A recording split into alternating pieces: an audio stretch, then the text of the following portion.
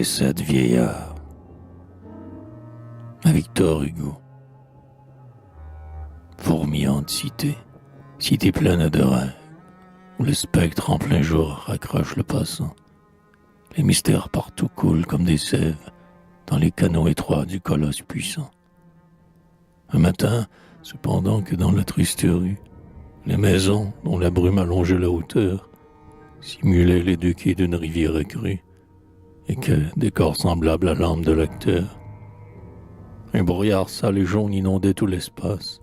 Je suivais, roidissant mes nerfs comme un héros, et discutant avec mon âme déjà lasse, le faubourg secoué par les lourds tombereaux. Tout à coup, un vieillard dont les guenilles jaunes imitait la couleur de ce ciel pluvieux, et dont l'aspect aurait fait pleuvoir les aumônes, sans la méchanceté qui luisait dans ses yeux, m'apparut.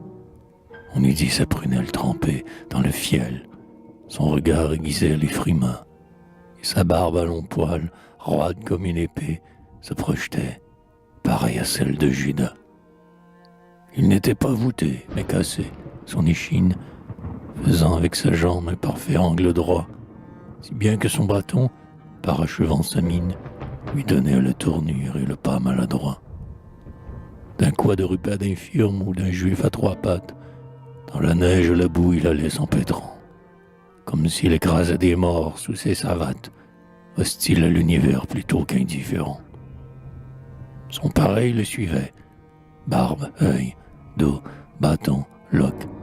Nul trait ne distinguait, du même enfer venu, ce jumeau centenaire et ses spectres baroques marchaient du même pas vers un but inconnu. À quel complot infâme étais-je donc en but? Ou quel méchant hasard ainsi m'humiliait? Car je comptais cette fois, de minute en minute, ce sinistre vieillard qui se multipliait.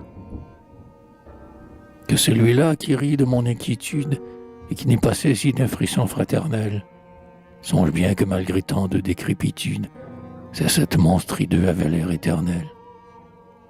Aurais-je, sans mourir, contemplé le 8e, sosie inexorable, ironique et fatal, dégoûtant phénix, fils et père de lui-même? Mais je tournais le dos au cortège infernal.